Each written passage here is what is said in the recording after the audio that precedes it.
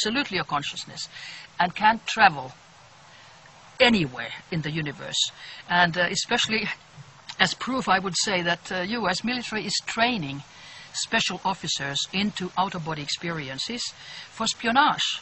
Yes, the remote viewing, that's why Alexander exactly, was there. Exactly. Yes. And also for space travel, because space travel is not that dangerous when you're out of your body in an energy form than if you are in a spaceship, which can go, like we have now read, I just have to laugh, that their toilets go kaput or something like that. Yeah. That's the big news. But what really happens in space, that is never talked about, because NASA is a military, not a civilian institution like we think.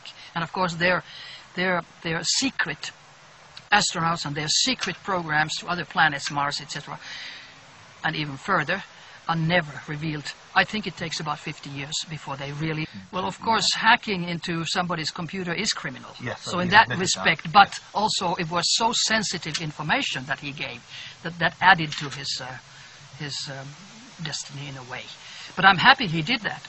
That should be announced more and more, even if people are harassed when they come out with this. I know it from my own experience. I mean, there are very few days in the whole year that I'm not harassed by neighbors or by somebody else. And I've been always harassed when I have given an interview or a lecture or written an article or written a book or whatever. Then it really comes back, like, you know, revenge. So since the last interview, you were wearing certain things and they... Yes, I just changed clothes this morning and I was looking at... I thought maybe I should have the same clothes on, but... all of a sudden, the shirt that I had on with little bricks, gone. I bought it in the States, so I was really mad that it's gone. The same thing happened when I came from a non-lethal weapons conference in Germany. In 3 days, some Norwegians came in and made an interview, which is on internet, in insynsspeilet.no. And the very nice violet jacket that I had, the silk jacket, I loved it. It was very good, and the color was, you know, transformation type. That was gone the next day. So always something is gone, and every time I come home I see, what have they taken now? It's usually small things, but it's always emotional things. And the funny thing is, really, that when I concentrate my cell phone, like I had an old compass from my father. I took it from the drawer and looked. Remembered I was 15 when I got it, an old compass, still working fine. Put it back into the drawer. In a few days, I took it again. Was gone. Another thing. So do you think that you've got company, invisible company? I don't think so. I don't think those were dematerializations, but of course I can't prove it. I think it was somebody coming in.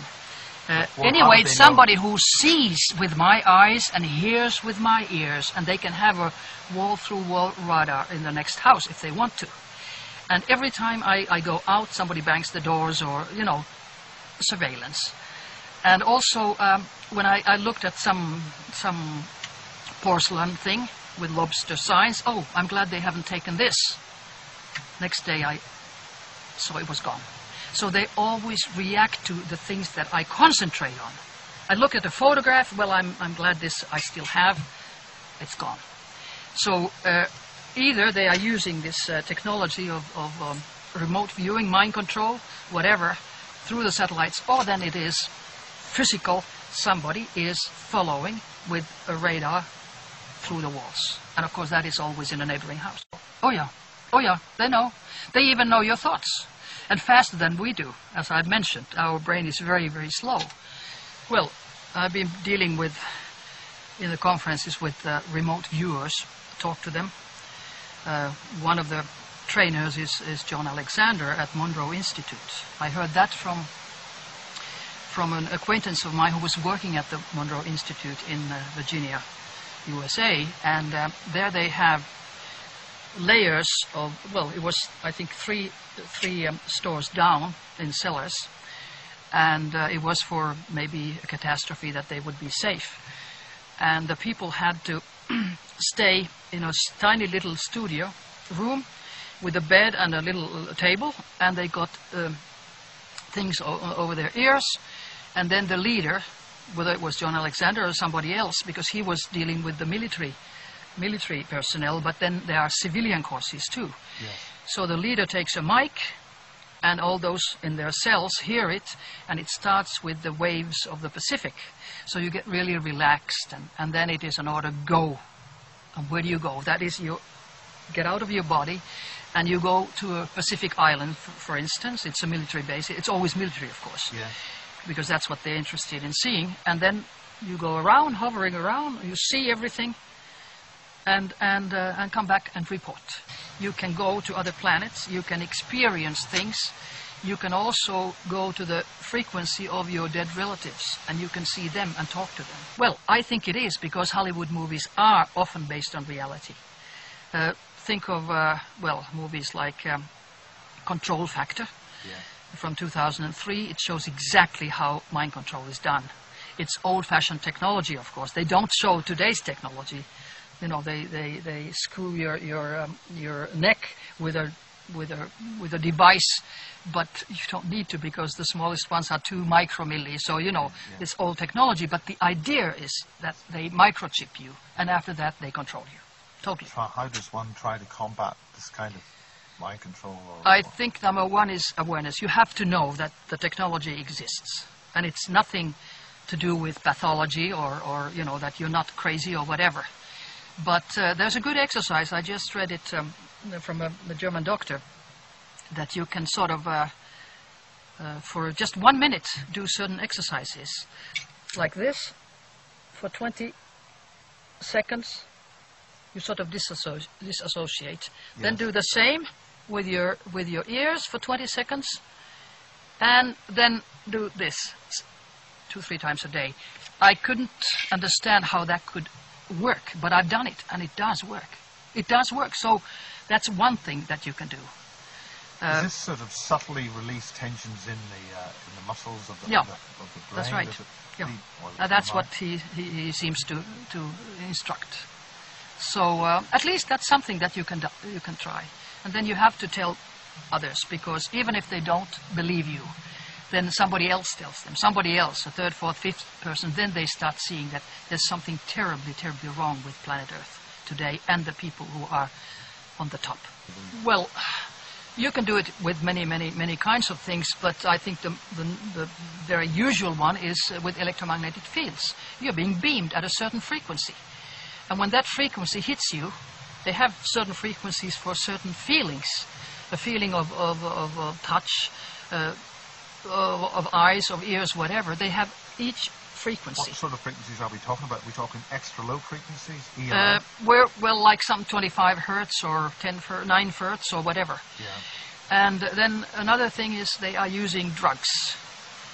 And for instance, Is this in our food? I mean, we've heard of the fluoride debate for fluoride in water. well, that's one way. I mean, putting into water and putting into your food all kinds of things that are not good for you, and they know it very well that they're not good for us. That affects also your brain activity and your psyche. But that's involved with the food which the European Union are forcing on us. The types of yeah, chemicals. well, Americans are mostly forcing it.